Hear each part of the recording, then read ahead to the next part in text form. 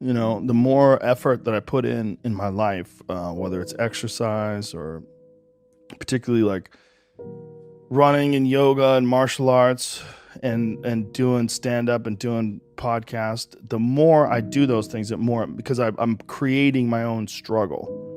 And I feel like there's a lot of benefit in creating your own struggle rather than, like, if you see a lot of people that run into like a lot of struggle with life, like just life in general, in terms of like relationships and friendships and fallings out, a lot of that seems to me that people need a certain amount of conflict and a certain amount of struggle.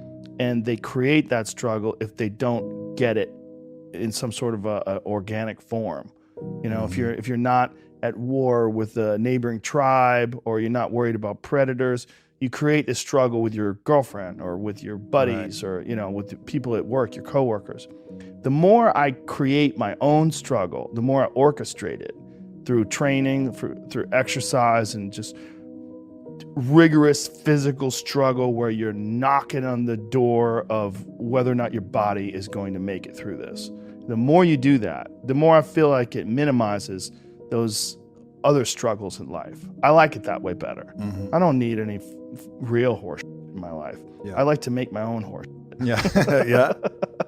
And it seems like, but it really does seem like doing that minimizes other things. Because like if you're running hills, right? If I'm running hills and doing these sprints 400 or 500 yards up this hill, it's so fucking hard to do that's all I can think of. And my body's heaving, my heart's pounding, and I'm just push. And all I'm thinking about is my breath. Things get minimized. Everything else is sort of like become like, that's a real struggle. Like that's almost death. Like your heart is going 180 beats a minute. You're pouring sweat. That's like a design. I'm doing it on purpose. And I'm doing it to squeeze out all the excess energy and angst that my body might be putting on, that sort of confuses you about the real significance of interpersonal conflict and relationship conflict and work conflict. So much of it is like exaggerated by your own body's desire for some sort of action, something going on. So I've found that the more I do that myself, the less I have that in my everyday life. And then also I have to do all the shit I'm supposed to do. I have to do all the work, including family stuff. Like I spend a lot of time with my family. I orchestrate it. I go to the comedy store after the kids go to bed. I get up with them in the morning. I help them get ready for school. I either take them to school, or I go with them when my wife takes them to school. I do podcasts during the day while they're at school, and then afterwards I hang out with them and I see them. If I don't do that, I feel like a shitty dad.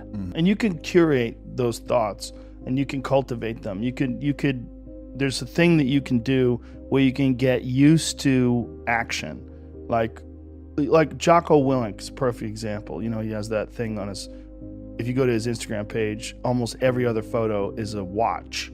And it's a watch that says 4:30 in the morning, because that's when he gets up and he works out and he earns the sunset. And he does that. He's so disciplined, and he's got this saying that's a great saying: discipline equals freedom. And it's true, because he's able to force himself to do that every single time. There's no excuses. There's no breaks. There's no days off. It doesn't happen. So because of that, you're not scared.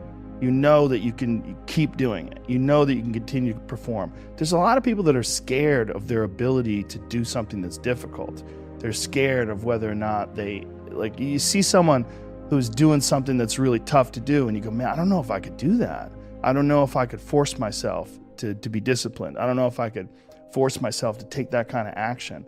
Well, if you do force yourself to take that kind of action, you don't have that question anymore. That question, I don't know if I can do it. Well, you're doing it. So you obviously can do it. Can you do it tomorrow? Well, you did it today. Or can you do it tomorrow? Just do it.